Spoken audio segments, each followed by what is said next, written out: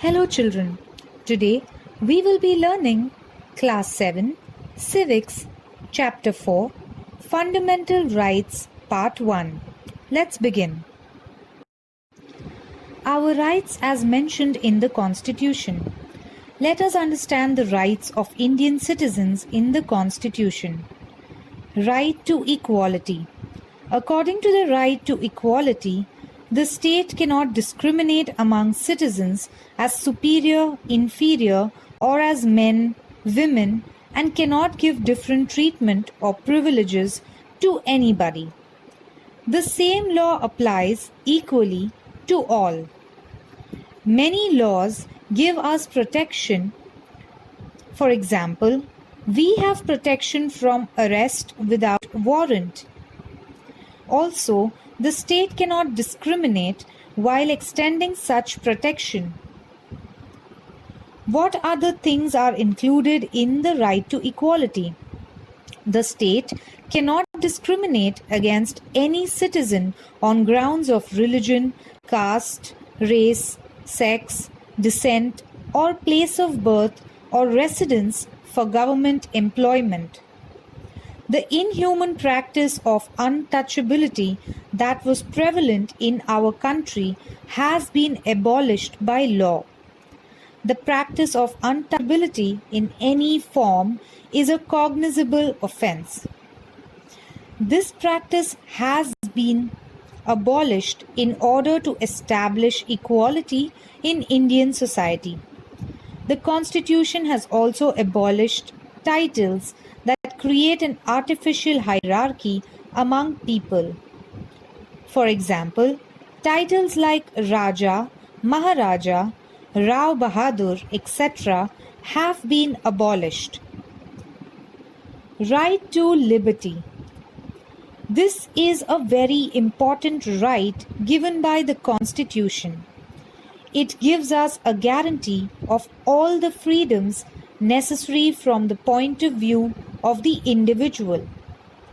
As Indian citizens, we have the right to freedom of speech and expression, freedom to assemble peaceably, freedom to form associations or unions, freedom to move freely throughout the territory of India, freedom to reside and settle in any part of the territory of India, freedom to practice any lawful profession or to carry on any occupation, trade or business of one's choice. The right to liberty in the Constitution has guaranteed us the freedom of speech and movement.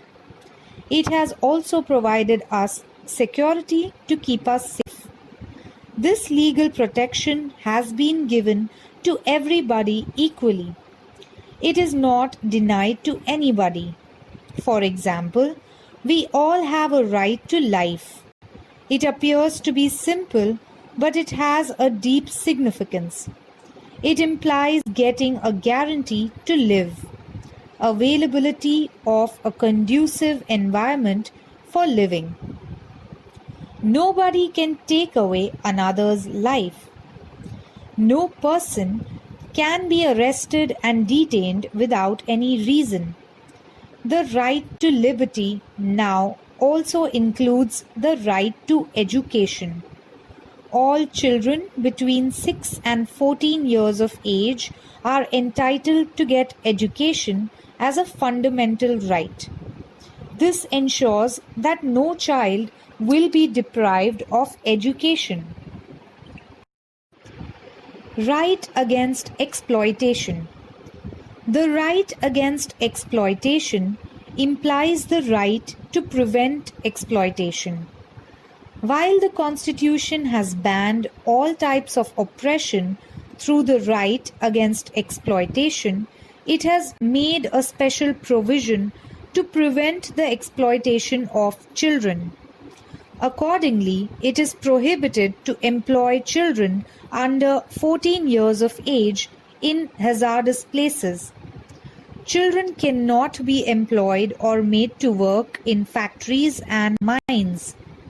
Exploitation includes bonded labor or forcing somebody to work against his or her wish, treating somebody like a slave, denying them legitimate compensation, making them do excessive or strenuous work, starving them or ill-treating them. Generally, women, children, the weaker sections of society, and powerless people are exploited. This right enables us to stand up against any kind of exploitation. In this chapter, we studied the rights to liberty and equality and the right against exploitation. In the next chapter, we shall study some more fundamental rights in the Constitution. Thank you, children. That's all for today. Please make sure you watch the video again and read the textbook. Also, feel free to ask any questions you may have.